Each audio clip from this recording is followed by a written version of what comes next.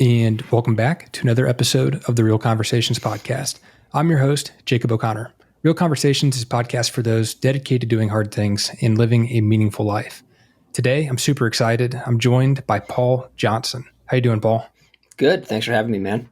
Yeah. So you and I were just talking beforehand, but you ran across America, which is just a crazy sentence to say. But you not only did that, you documented the whole thing online, and you did it tangentially while fundraising for a cause that you really care a lot about. And so this conversation is one I'm super excited to have. But I want to start off by asking, like, overall, how was the experience? How did you feel once you were done? Oh, I mean, I was so happy to be done. Just lay in my hotel room and not do anything. Yeah, the first couple days are exciting. And then by the halfway point, you're just ready for it to be done. It's just dragging out. And then the last week, it kind of starts to pick up again. But it was definitely a relief to finally be done with it. How many total days did it take? 51 days, 3 hours. Wow. And so I know you were going for the world record. Whenever you realized you weren't going to hit it, I'm curious why you didn't just, stop and quit. I feel like a lot of people would have done that, but you decided to stick it out. Yeah, I mean, the world record was a very small part of it. I mean, the true reason that we were doing it was, number one, I thought it would be cool. So I want to finish it. Number two is how much running has done for me. And then number three is the fundraising component.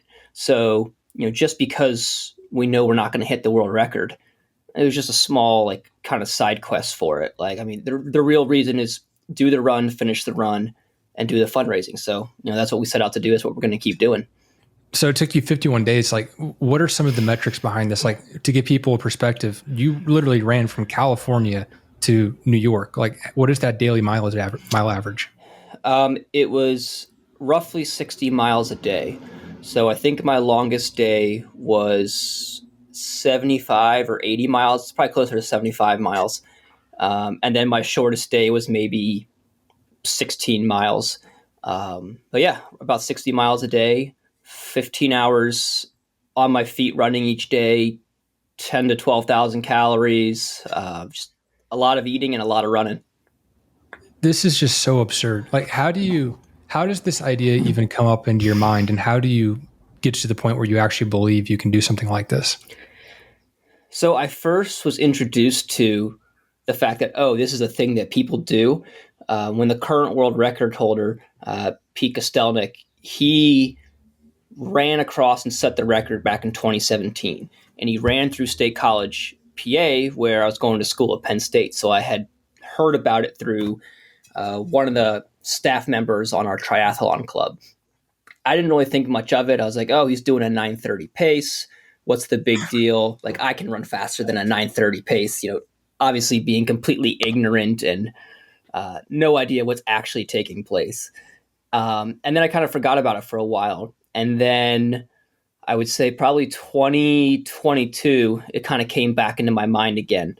And I thought about it. I was like, there's no way I could do a marathon a day. That's just insane. And then I kind of got into the ultra world, and I was like, well, I could definitely do a marathon a day, but how quickly could I run across the United States? And then I came across the thought, well, if I'm going to do it, why not go big? Could we go for the record? And it's I think the record is about 72 miles a day for 42 days. Well, I don't know if I can do that, but let's at least give it a shot. Let's just round it up, call it 75 miles and go for it. And then you just start training for it. You're like, maybe I can do this, but it's still going to be pretty insane. This is such an unnatural thought progression. It's one of the reasons I love ultra marathon runners, and just kind of that whole landscape is it always just is a slippery slope of well, let's start off doing this. Well, I think I could do that. So what if we did this? And then it just goes downhill real quickly. Yeah, it's you think, why not? Might as well give it a shot, right? Hey guys, Jacob here. Real quick before we get back into the episode, I just want to take a quick second and say, you may have noticed I don't run any advertisements on the podcast. In fact, I don't make any money off the podcast. It's quite the contrary. Over the past 4.5 years, I've spent quite a lot of money, time, and effort trying to grow this show. And my life right now is incredibly hectic. There's a lot of things going on. but I believe in the podcast and I think that it's delivering real value to you guys.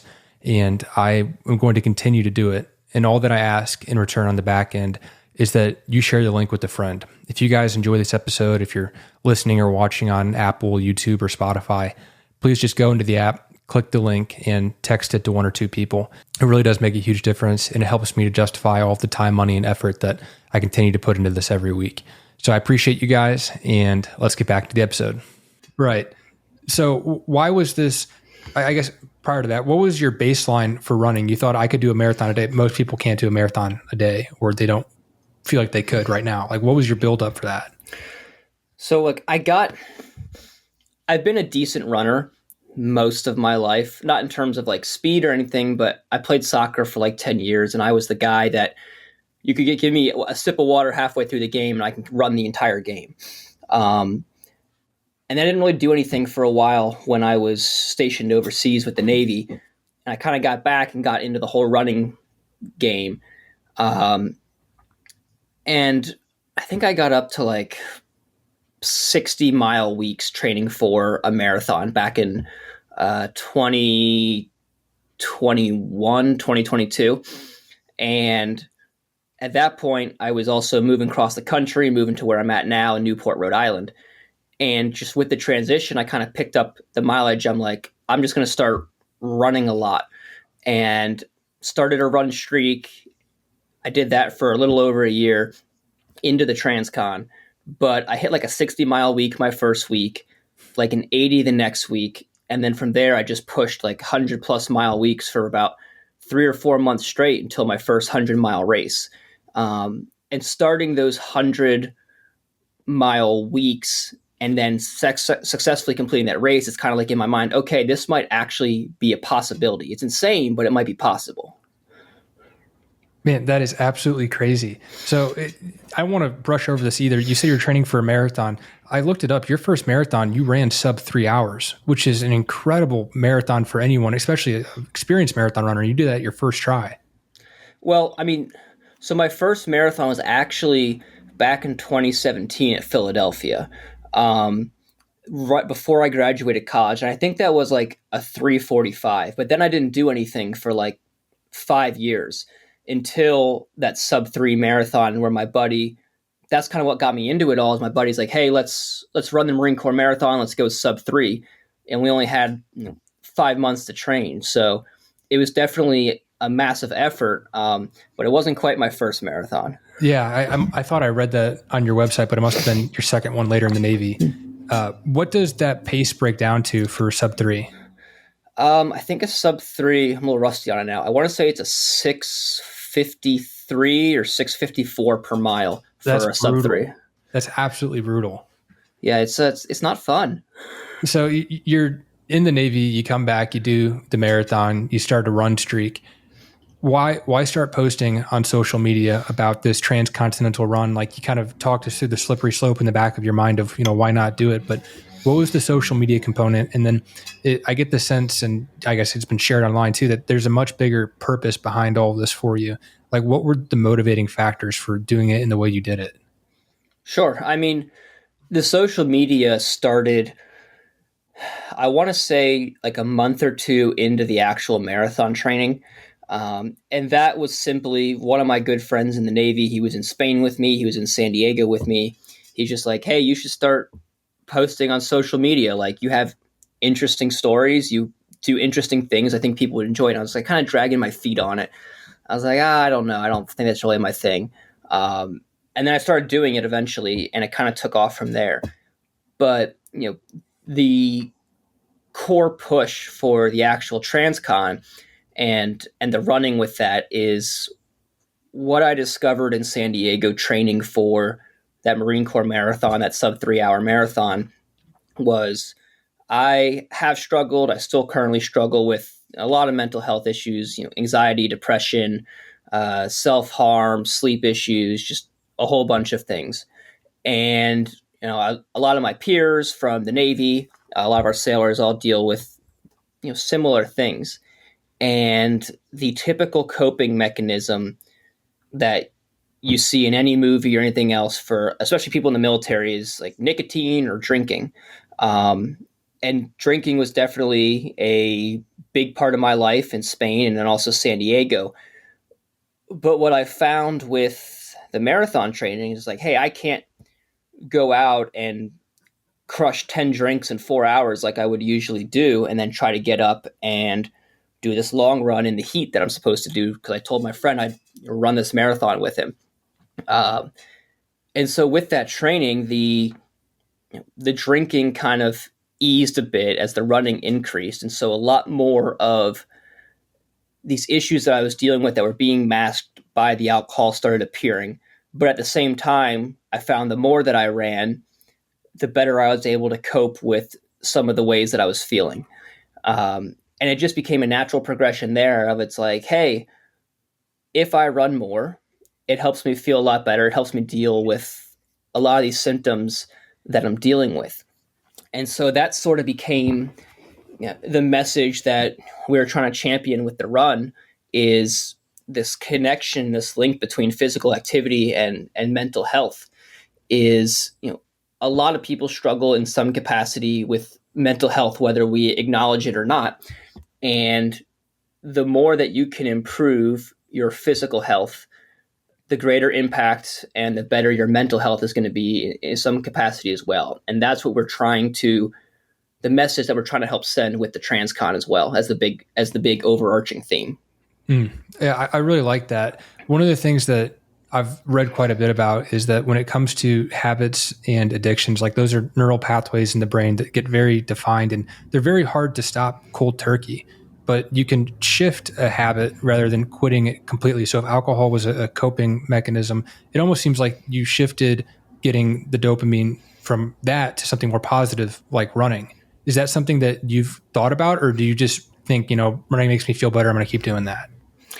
I think that's probably definitely, I don't know the answer, but I think that's a good scientific way of putting it is I could probably classify running as an addiction for me at Mm-hmm. this point, if you were to look at it. So I think that's probably the best way of describing it is, whether people experience a, quote unquote runner's high or not, um, there are times where I'm running and, most of the time you don't feel this way, but every once in a while you've got that rush of it's like, I could run through a brick wall at 100 miles an hour for forever right now. Yeah. Um, and it may last, that feeling may last a while. It may last for a couple of seconds.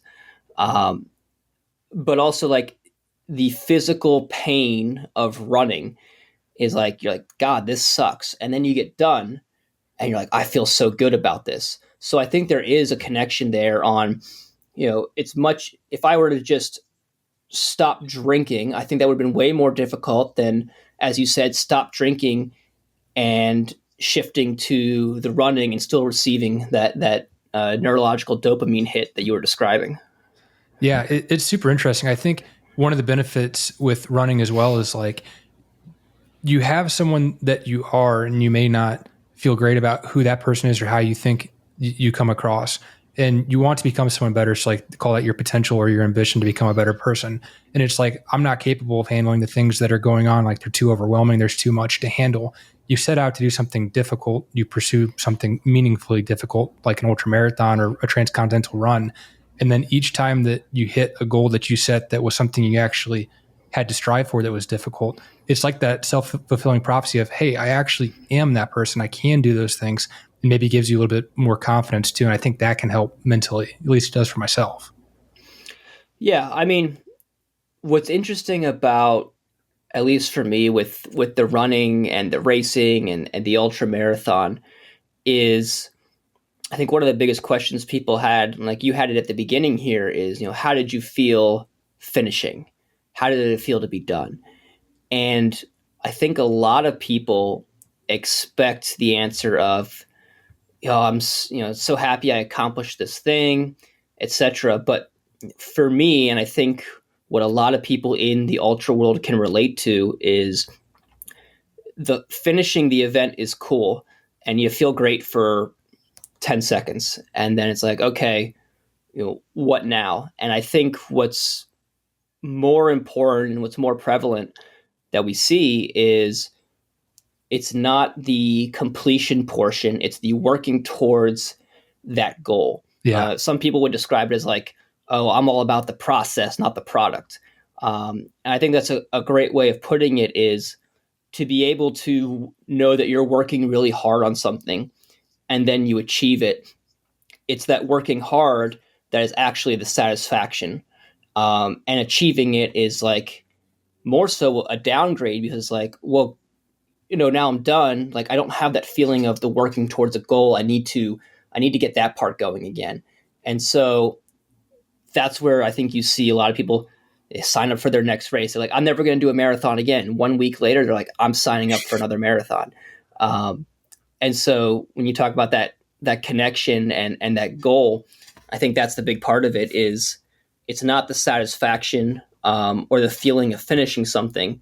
It's the satisfaction of that you're working hard towards something rather than the actual achieving it.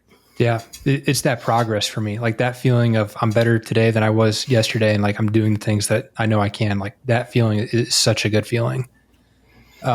Okay. So a lot of people saw what you were doing online. For those that didn't, I'd like to paint a picture.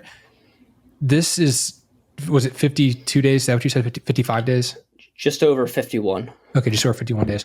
51 days of just absolute brutal chaos. Like logistically, it's a nightmare. Physically, you're running a lot of miles, which means your caloric intake needs to be higher. You're probably not sleeping as much as you should be. Your recovery definitely isn't on pace.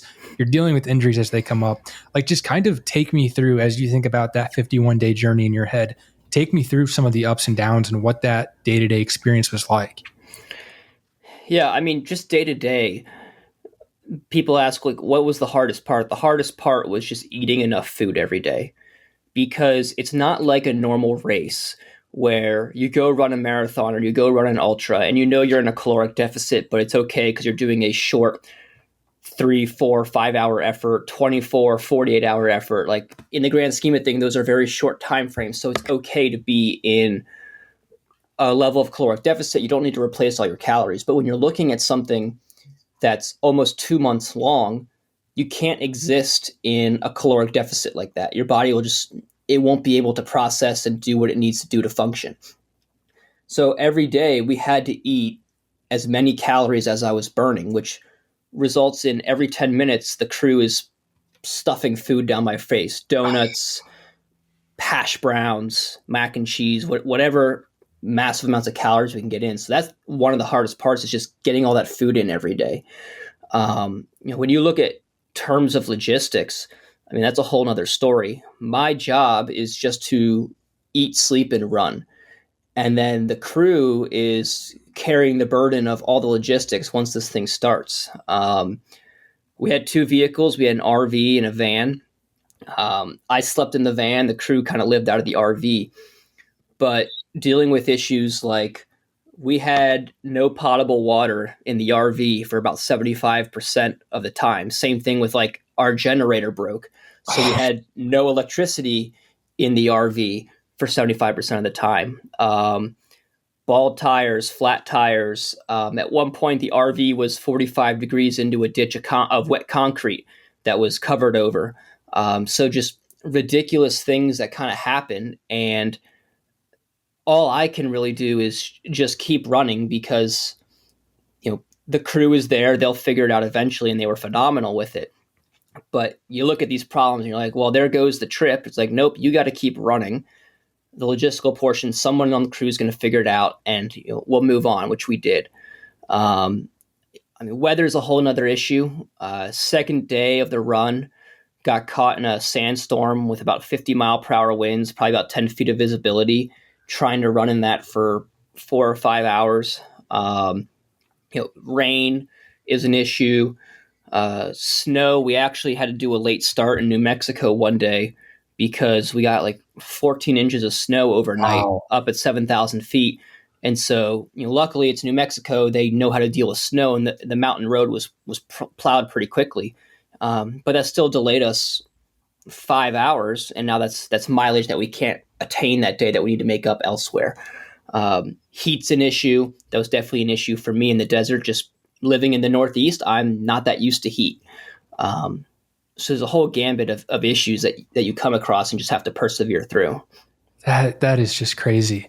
What was like your go-to foods? Because I know you said you're shoveling it in every 10 minutes. Like, what were some of the consistent foods you were going for?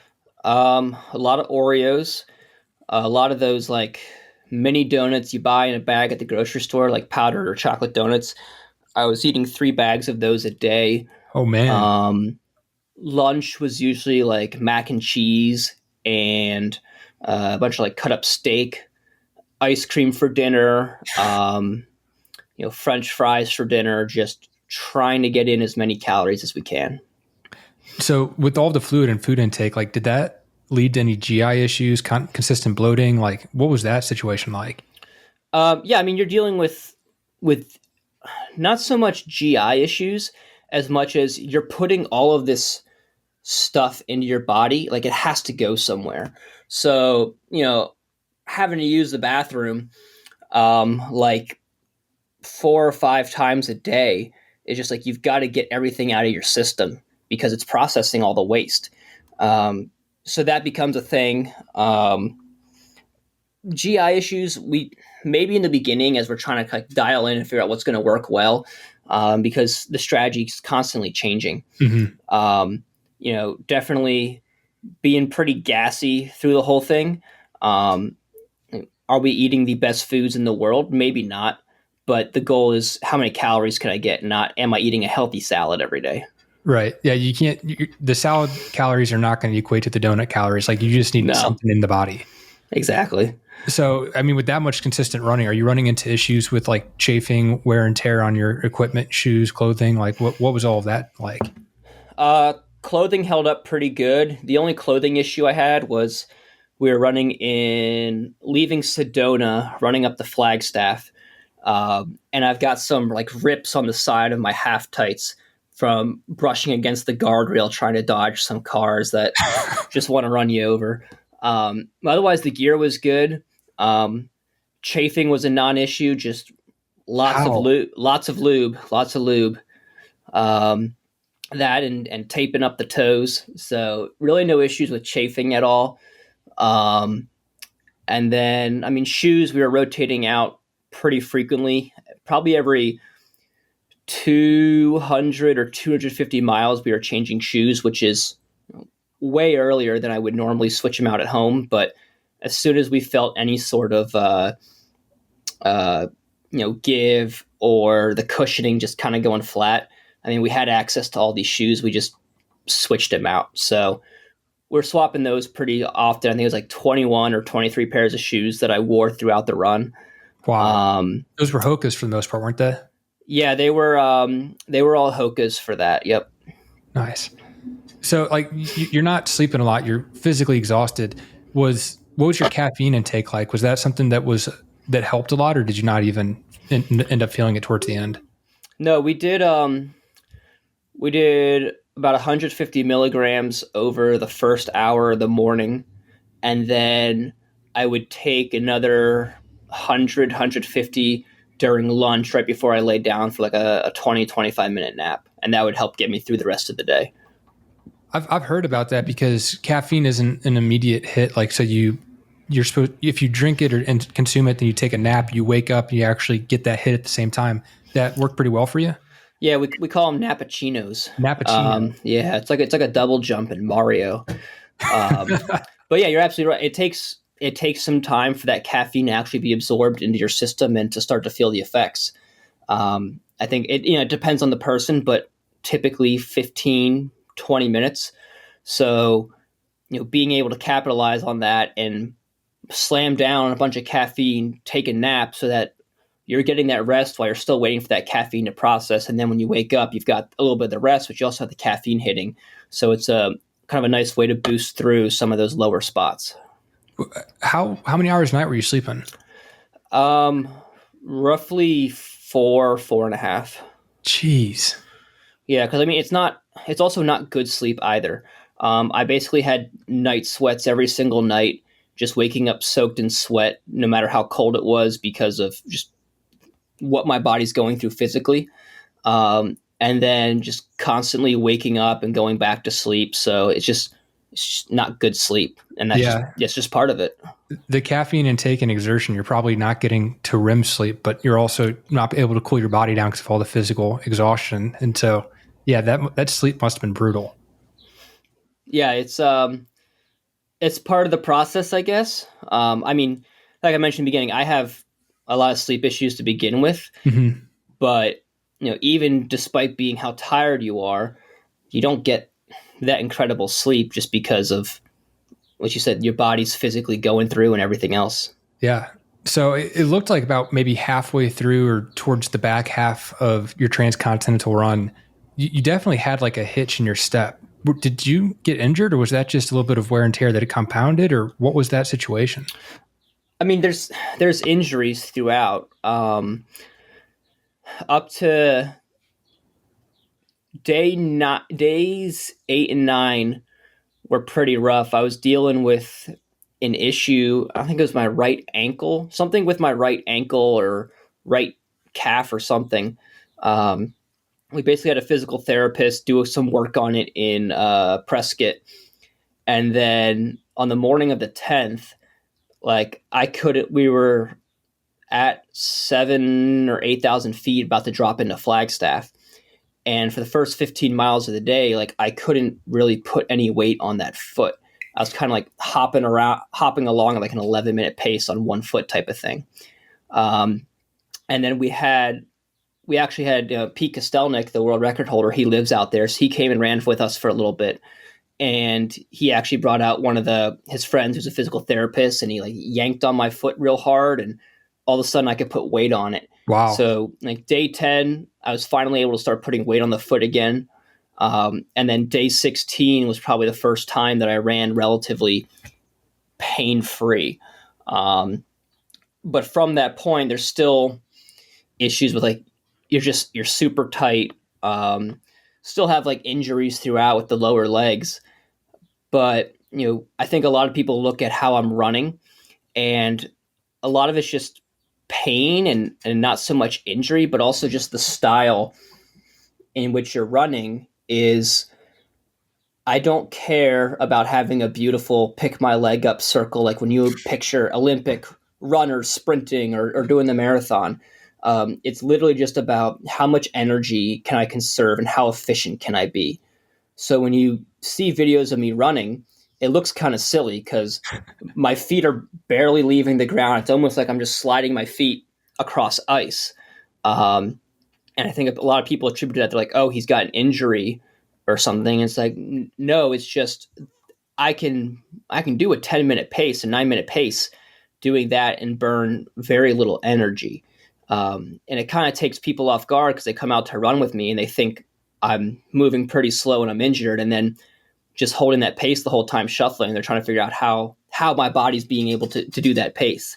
But I think it's mostly just the style in which I was running that a lot of people think I was dealing with some injuries at the end. And I mean, stuff hurt, but there was no major injuries on the end there. Yeah, no, that makes sense. Just conservation of energy.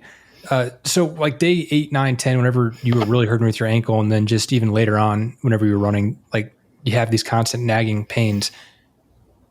You've got the logistical nightmares. You ran through a sandstorm. You're dealing with snow. You're sleep deprived. Like, what was the prevailing thought in your head of not quitting? And did it ever cross your mind that like maybe we'll just try again next year? Yeah, I mean, every morning I wanted to quit. For the first hour of the day was the absolute like worst part. It's cold, it's dark, the sun's not up, you're super stiff, you're super tired. If I could run 4 miles in the first hour, so a 15-minute pace, that was a fast day. Like it's so slow in the morning trying to get yourself working. And every single day I'm like, there's no way that we're going to get to New York. Like this is just not going to happen. And you just kind of have to push through because I know as soon as that sun comes up, I'll take like a 7-minute nap right at sunrise.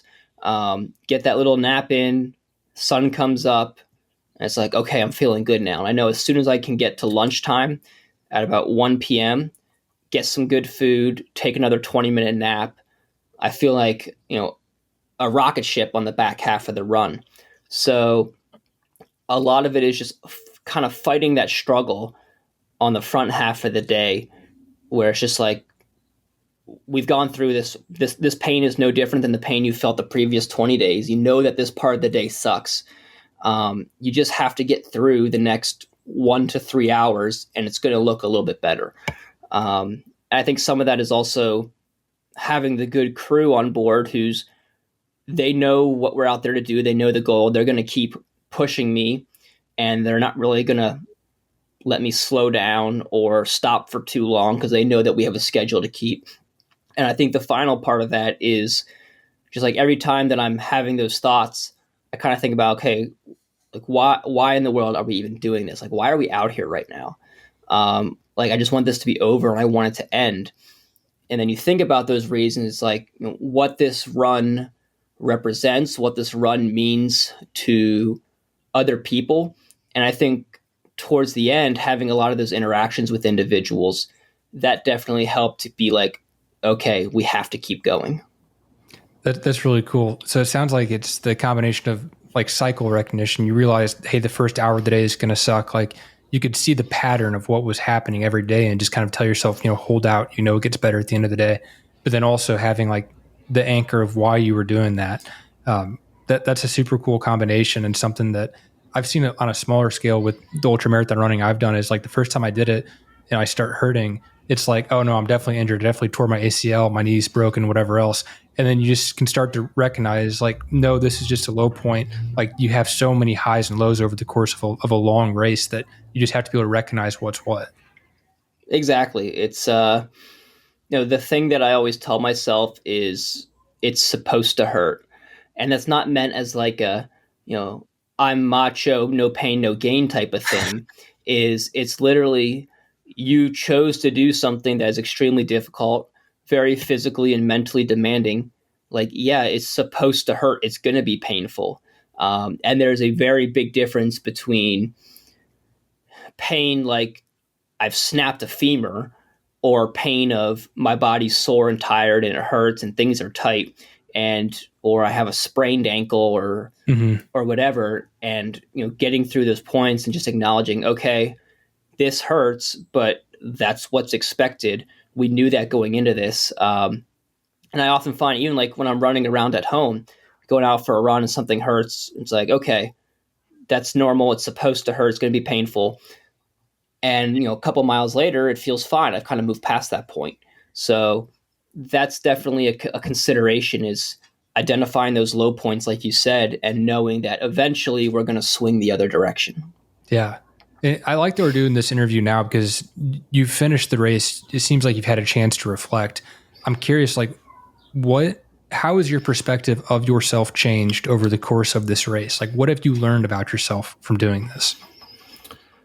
That I can deal with a lot of physical pain, that's for sure. Yeah, I think probably the biggest thing I've learned is, I don't think I learned too much about myself in particular. You learn about, like, okay, like, these are your real limits that you can, move beyond, and they're kind of artificial that you've placed in front of yourself. But I think the biggest lesson that I've learned is just how much of an impact that doing something this difficult and sharing it with others can have. I talk about the reach that we have with social media, and it's fantastic to see, likes, shares, comments. Look at all these views that we're getting on a post. And that's reassuring, because you're like, oh, cool, look, we're getting all this engagement. People are seeing this. But then having the experiences in person, where you've got, a girls' soccer team of a bunch of like U12s coming out, and they're super excited to run down the street of their town with you, and like, a fire truck escort, or everybody coming out in a town and lining the streets like a parade, or 6 individuals running down the highway in the middle of nowhere with you because they feel compelled to do so. I think seeing that really shows and teaches you just how much of an impact that willing to put yourself through these tough things is actually having on other individuals. Because in the moment, you don't really think about it all. All I can focus on is I just have to survive the next hour, right? But then that's sort of a grounding moment when you have all those individuals. You're like, oh wow, this is really what we're accomplishing. So it's not so much how much I think I learned about myself as much as it is learning how much of an impact and positive influence that we can have through these types of things. Yeah, I mean, it's one thing to have those digital metrics; those are nice, but they're more of a vanity metric. And to have people actually physically come out and run with you, I can only imagine what that experience would have been like. Yeah, it's just every time you see someone up there waiting on the side of the road, you're like, oh wow, they're here for us, and it's just that little bit of a mood boost that somebody was willing to come out and spend some time with us. Yeah, and I'm from St. Louis, and I believe it looked like St. Louis showed up pretty well for you, so I'm happy about that. Yeah, St. Louis, they were one of the first. Kansas City was pretty big. We didn't run through downtown Kansas City, but then when we got to St. Louis, that was kind of crazy for us because that was our first, like, since we left LA, that was the first time we ran through like a downtown of a city. And we must have had close to 50 people on a Wednesday night in the rain. And it's like, we weren't expecting that at all. Like we were expecting 1 or 2 people maybe. So it was really cool to see that people are willing to show up in, that setting. That's awesome. What were you doing like recovery wise? Like this is a long 51-day period. You're not sleeping much. Like how are you trying to take care of yourself each day? Eat a lot of food. And that's really it. Every night, one of the crew members, Mike, he would give me like a 20-minute foot massage. And that was about it. We didn't really do anything else. We had like the compression boots that people put on. I wasn't a huge fan of them, but I think the foot massage each night was probably the biggest game changer for everything. Yeah, I'm surprised that you didn't have like just crippling plantar fasciitis. We were dealing with a little bit for some time, but like I said, the foot massage, I think that was the biggest game changer for everything. Yeah, I'm a big fan of the ice bath, and I saw you had the chance to do that. Did you feel like that made a difference? I don't. If it did, I have no idea. It's just in the midst of everything. It's in the midst of everything. I think I was in there for 6 seconds, and I'm okay. A guy came out with his ice bath in a trailer that he hauled out, and that thing was. I mean, it was like 33, 34 degrees. Oh, geez. And I think it was just after St. Louis, like the night we left St. Louis into Illinois, and I was submitting that thing for 6 seconds, and I'm like, I'm suffering enough each day. I'm getting out of this thing. Yeah, I'm gonna go take a warm shower. Yeah, you got to try it longer next time. Yeah. You mentioned the shower. Was there a shower on the bus? There was a shower on both the van and the RV. The crew didn't use it at all just to conserve water. So they would shower every couple of days at like we'd get a hotel room for them to shower in or shower at like a truck stop or something. But I was fortunate enough to get a shower every night in the van. It took like 2 gallons of water. So it's just a very quick water on, rinse, soap, water off, and that was about it. So but that was a very nice to be able to just shower every night. Even with just a quick little clean yourself off, you feel much better when you're out of that. Exactly. So how much does it cost to fund all of this? Like I saw you had sponsors. Like if you're going across America, taking 51 days, there's 3 of you, you've got RV and a van. Like I can only imagine. Yeah, it's not cheap. I'll put it that way. We're still finishing up some expenses with the vehicles because obviously they took a toll. Yeah. I think I've settled the final payment on fixing some things that we broke, but it's not cheap. It's in excess of $100,000 to, getting close to $200K to do it the way that we did it. Yeah. With all the media and everything else. So it's not cheap. I would say 2/3 of that was out of pocket for me. I mean, sponsors only covered a very small portion of it. Wow. So yeah, it's an expensive thing to do. You can definitely do it for much cheaper. People do it, but the manner in which we did it, it definitely cost some money. Yeah. Well, I mean, you got to weigh out the social impact that you guys had. I mean, your reach was everywhere. People were hitting me up like, "You got to get him on the podcast. Did you see what he was doing?" And like you had people actually show up and come run with you. Like you were making a real splash online.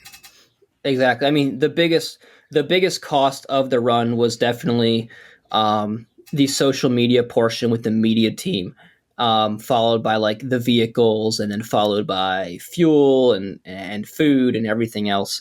Um, but I don't regret what we spent on it. As you said, I think it achieved the impact that we were looking for, and then some. Yeah. And that also helps us facilitate, the level of fundraising that we were able to do. So, I think it was worth its cost. Yeah. That was my next question. Is it's basically a marketing expense to help get more donations. How much were you able to fundraise? By the finish, we were at, I think, 500K. That's wild.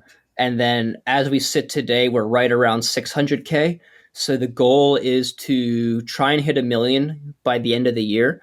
And, our mechanism in achieving that moving forward is we've got a documentary for the whole event, about a 90-minute documentary Wow. that we're going to be putting out this fall. So the goal is to do some private screenings in LA and New York, and all the proceeds from those screenings going to the charity with Team Red, White, and Blue, before we go with the final release of everything. Man, that is so cool. I didn't even think about the idea of doing a film and the private releasing for donations. That's awesome. Will that be available on YouTube? Where will the general population be able to view that at? That is still up in the air, what that's going to look like. It will be released in some capacity. I just don't know what that capacity is yet. Yeah, no, that makes sense. Are you going to do any other physical? Like I saw you were going for 150 miler, I think last weekend, and then you've got another race coming up. Are you doing any other like big events to try and help push donations forward before the end of the year, or is it mainly just the movie release? Mainly just the movie release. I mean, we have other big events and ridiculous things that we have planned over the course of the next 2 years, but they are not specifically for fundraising for Team RWB. That was really through the Transcon effort. Okay. If you hit that $1 million goal, I mean, that's a huge impact to have. What is next for you? Like, do you have other audacious goals like that, or are you feeling like that's your contribution and you're good? I mean, I wouldn't so much call it as a view of, hey, that's my contribution and I'm good. I think for the time being, that's, I mean, if you want to look at level of philanthropic effort or whatnot, I think it's definitely a major contribution. Oh yeah. I'm definitely taking a bit of a back seat on some of that because, as we said, it's expensive to try and do something to that level. So I think for a little bit I'll have a bit of a break from it, but I still have like a presence with Team RWB and some other charities and nonprofits that I'll be working with in the future. But yeah, definitely nothing to the degree of the Transcon for quite some time. Yeah. And I didn't mean that as just $1 million contribution. I mean that as like, are you going to become the guy who once a year does something absolutely crazy and then has a charity on the backside that people can support? Yeah. I mean, we're definitely looking, we have a couple things for absolutely crazy that we're trying to spread out over the next couple of years. Yeah. I don't know. We haven't gotten far enough in the logistics process of each of them to know whether is that a charity effort? Is that what does that look like yet? Yeah. I can only imagine the logistical nightmares that anything else that is of this magnitude would cause. Yeah. I mean, just there's costs and then there's also the time and resources that goes into it. So yeah. No, that makes sense. Paul, I appreciate your time. As we start to wrap up here, I've got just a couple more questions for you. The first one being, where can people find you online if they want to reach out, support, learn more? Yeah, so my biggest presence is on Instagram at Powie Johnson. It's just Paul Johnson, but the L's an I. And then specifically for the run for the Transcon, they can head over to our site at pauljohnson.run. That's also going to have all the donations, the recap of the Transcon with the YouTube series, and then some of the future events that we're looking to do will be pushed there as well. Okay. And then my final question for you, actually, I always forget to mention this. You guys can find the podcast at Real Period Conversations. I'm at Jacob O'Connor. If you guys enjoyed the episode, please make sure to share it with a friend. Paul, my final question for you is, looking back at this remarkable journey that you've been on, what advice would you give to your 22-year-old self? 22-year-old self. um, don't be scared of how to do something. I think a lot of times I find myself, and even with the Transcon, is you've got a goal or something that you want to do, but you don't do it because you're thinking about all the little steps that you have to get there, and it's overwhelming. And I think what I found with the Transcon and with these other projects that I've started to work on is you're not going to know how to get to the end of some massive goal, whether it's a run, whether it's something in business or life, etc. But if you just start by, okay, what's the first thing I should probably start doing? You're naturally going to find the progression of how to reach that goal, even though it's not a clear laid out path. So I think not being afraid of setting a massive goal and having no idea how to get there, but just start taking a little step and you're eventually going to figure out how to get it done. I love it. Thank you for coming on, Paul. Yeah, thanks for having me, man.